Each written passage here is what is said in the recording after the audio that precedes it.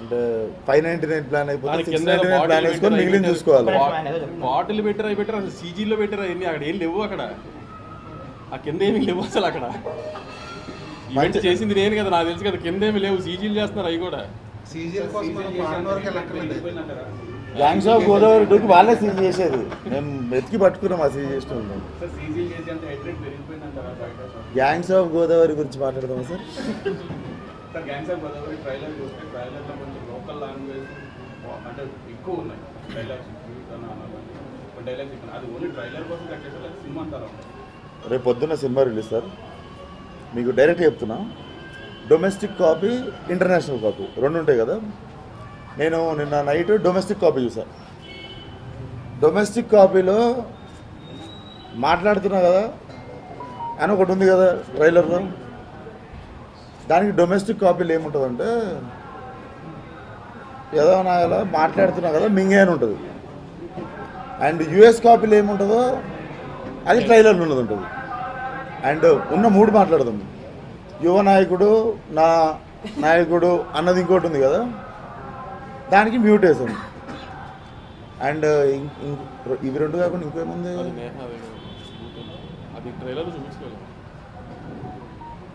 మా సినిమా మొత్తం ఉన్నాయి ఈ 3 ముక్కలు.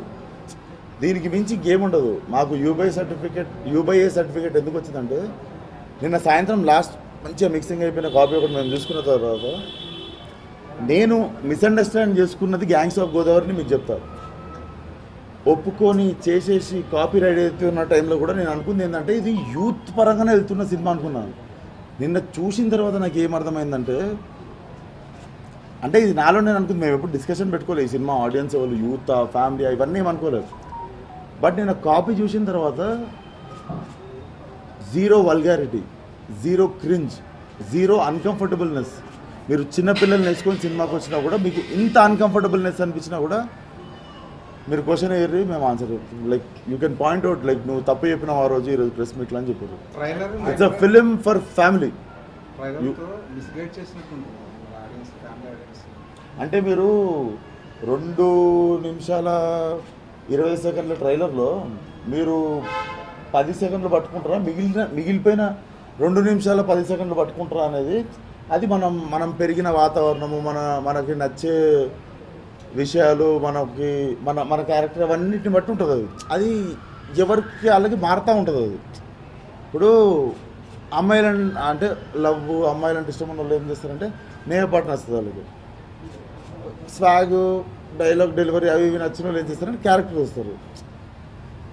ఏవి కనిపించకుండా 2 నిమిషాల 20 సెకండ్ల ట్రైలర్లో మేము చెప్పిన 8 సెకండ్లతో మేము ఆ 8 సెకండ్లు పట్టుకొని మొత్తం సినిమా తీస్తాం. 10 సెకండ్లు మ్యాటర్ కాకపోవచ్చు, 2 గంటలు 10 నిమిషాలు అంటే 2 నిమిషాల 20 సెకండ్లలో సార్ 2 నిమిషాల 20 సెకండ్ ట్రైలర్లో కూడా 10 సెకండ్లు ఏం మ్యాటర్ అయింది? ఒక స్లమ్ కుర్రోడ్ కథ అది. ఒక స్లమ్ కుర్రోడ్ ఎలా మాట్లాడతాడో అలా జెన్యున్గా చూపించాం. దాంట్లో ఆ ఒక్క బూతుల్నే ఎందుకు చూస్తున్నారు? ఆ కుర్రోడ్ జర్నీ చూపించాం, అది ఎందుకు పట్టించుకోవట్లేదు? అదే బాగా స్ట్రైక్ అయిందని అంటే మీరు అలాగా మీకు అదొక్కటే కనిపించింది. ఇప్పుడు నిన్న ఇన్ని సినిమాలో ఇప్పుడు అన్నపూర్ణ సుప్రియ గారు ఫోన్ చేయాలి. నిన్న సుప్రియ గారు ఫోన్ చేసి ట్రైలర్ అదిరిపోయిందండి అన్నారు. ఇప్పుడు అంటే ఆవిడకి అయినా తెలీదా? అంటే ఆవిడ కూడా మన ఇండస్ట్రీలో ఉన్నవాళ్ళే కదా, ఆవిడకి అయినా తెలీదా? అంటే ఆవిడ అన్నారు, నేను అడిగా ఏమైనా అర్థమైందండి అంటే మాట్లాడకపోవచ్చు అండి, మాకు తెలుసు కదా, కానీ అలాంటిది ఏం లేదు, నేను ఆ హీరో క్యారెక్టర్ని ఫాలో అయ్యాను అని.